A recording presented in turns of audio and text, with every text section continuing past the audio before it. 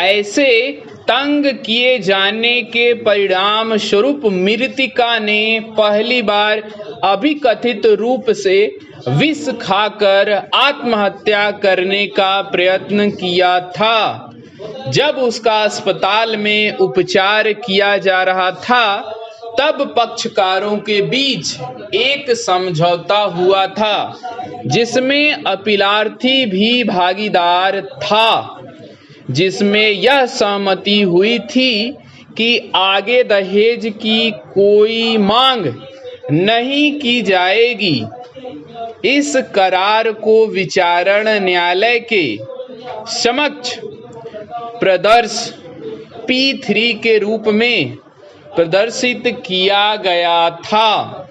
यद्यपि उच्च न्यायालय ने यह उपदर्शित किया था कि उक्त समझौता साक्ष्य में ग्राह्य नहीं था, तो भी इस समझौते के विद्यमान होने के तथ्य के बारे में अभिनिर्धारित साक्ष्य 9 जो एक स्वतंत्र साक्षी है तथा अभिनिर्धारित साक्ष्य 3 द्वारा अभिसाक्ष्य दिया गया था।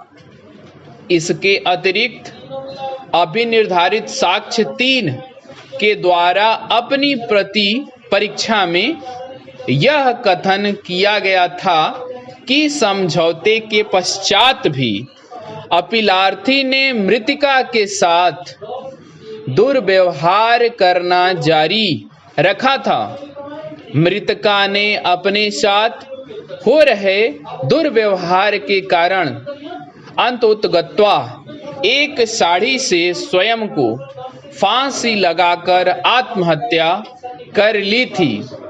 अपीलार्थी की ओर से विद्वान काउंसिल अपनी सर्वोत्तम प्रयासों के बावजूद इस न्यायालय को इस बात के लिए प्रेरित नहीं कर सके कि अभिनिर्धारित साक्ष्य 3 का साक्ष्य अविश्वसनीय है।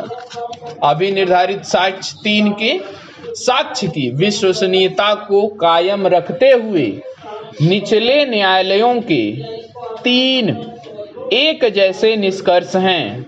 अपीलार्थी की ओर से विद्वान काउंसिल की यह दलील कि अभिसाक्ष्य 3 का साक्ष्य अविश्वसनीय है क्योंकि वह मृतिका की माता है, स्वीकार नहीं की जा सकती है।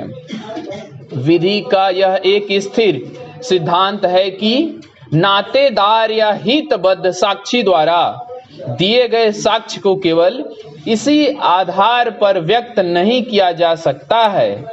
तथापि प्रज्ञा के नियम के रूप में न्यायालय ऐसे नातेदार या हितबद्ध साक्षी के साक्ष्य की और अधिक सावधानी पूर्वक समीक्षा कर सकता है।